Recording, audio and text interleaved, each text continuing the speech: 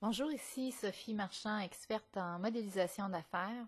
Aujourd'hui, je veux vous montrer comment on peut utiliser Power Query ou Power BI Desktop pour transformer des fichiers assez extrêmes, dont celui que vous voyez à l'écran, qui est à l'origine un fichier .prn, donc un fichier d'impression.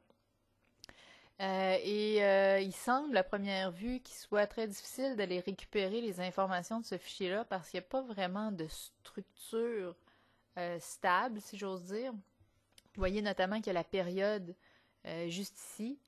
Il y a ensuite des numéros de magasins. Il y a des numéros de département. Il y a des types d'items. Il y a des montants ici. Bref, c'est un peu éparpillé.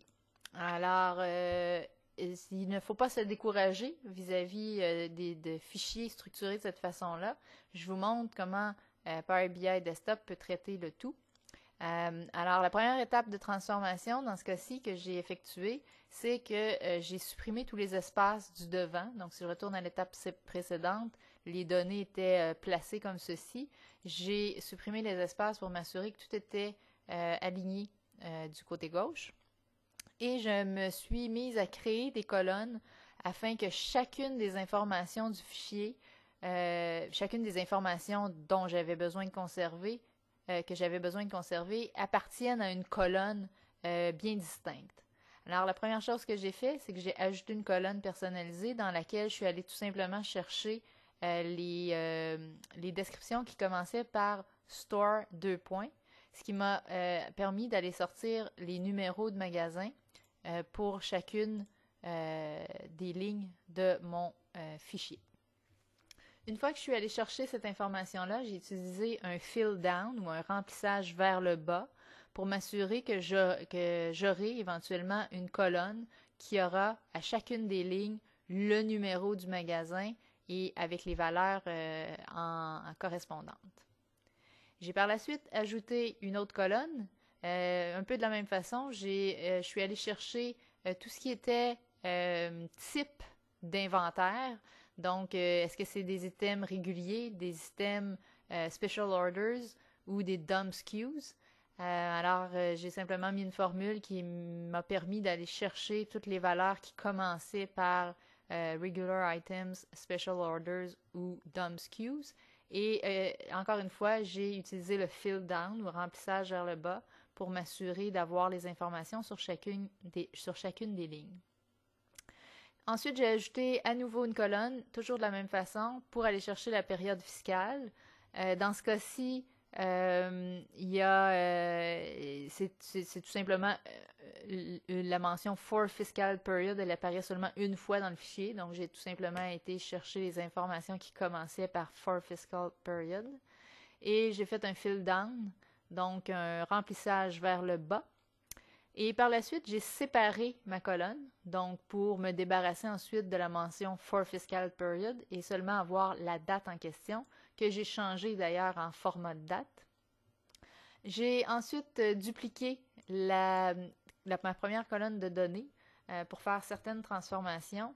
Premièrement, ici, j'ai utilisé sur la dernière colonne une opération de séparation et je vais l'ouvrir. Ce que j'ai utilisé, c'est de délimiter ou de séparer plutôt la colonne à l'espace qui est le plus à gauche, donc at the leftmost delimiter. Alors, si on va à l'étape précédente, si vous regardez bien, l'espace le plus à gauche va me permettre notamment d'aller chercher mes numéros de département dans une colonne séparée. Et vous vous rendez bien compte qu'il y a bien des lignes dont on n'a pas besoin. Celles qui contiennent vraiment les valeurs, ce sont celles qui possèdent un numéro de département. Alors, en faisant ce split ou cette séparation de colonnes, j'obtiens mes numéros de département. Et ce que je vais faire sur cette colonne, c'est que je vais changer le type de données pour un nombre entier. Alors, tout ce qui n'est pas un nombre entier devient une ligne d'erreur et je peux ensuite supprimer les lignes d'erreur et je me retrouve seulement avec les lignes avec des numéros. Alors, par la suite, je peux à nouveau séparer ma dernière colonne. Et si vous regardez ce qui s'est passé, ça m'a permis d'aller chercher les montants dans la dernière colonne. Alors, je vais revenir juste à l'étape précédente. C'est difficile de faire une séparation par espace parce que j'ai parfois un mot, deux mots, trois mots. Alors, ce que j'ai plutôt fait, je vais l'ouvrir ici, c'est que j'ai demandé de séparer à l'espace le plus à droite possible. Alors, l'espace le plus à droite à l'étape précédente, c'était l'espace devant chacun des montants. Alors, j'ai été capable de récupérer le montant et le nom du département. J'ai pu ensuite supprimer les colonnes non nécessaires, changer certains types de données, supprimer certaines colonnes et j'ai pu à nouveau faire un split de colonnes, une séparation de colonnes pour me débarrasser du mot store et simplement avoir le numéro du magasin et la ville du magasin. J'ai fait un trim, donc j'ai enlevé l'espace vide. Si vous regardez juste à l'étape précédente, il y avait un petit espace là. Donc j'ai fait un trim pour me débarrasser de l'espace. Et par la suite, j'ai séparé justement au niveau de l'espace, et ce qui m'a permis notamment de transformer mes numéros de magasin en nombres et de me débarrasser de la ville parce que j'ai déjà une table dans mon modèle qui est les dimensions des magasins et dans laquelle chacun des numéros de magasin appartient à une région. Donc, je n'ai pas besoin de l'information dans cette table-ci. Je peux renommer mes colonnes. Et ensuite, j'ai filtré parce que je me suis aperçue, si vous regardez bien, qu'il y avait des lignes à zéro, donc avec des valeurs nulles. Alors, c'était des lignes où j'ai pu transformer en zéro, mais ça n'a aucune signification. Donc, j'ai enlevé ces lignes-là.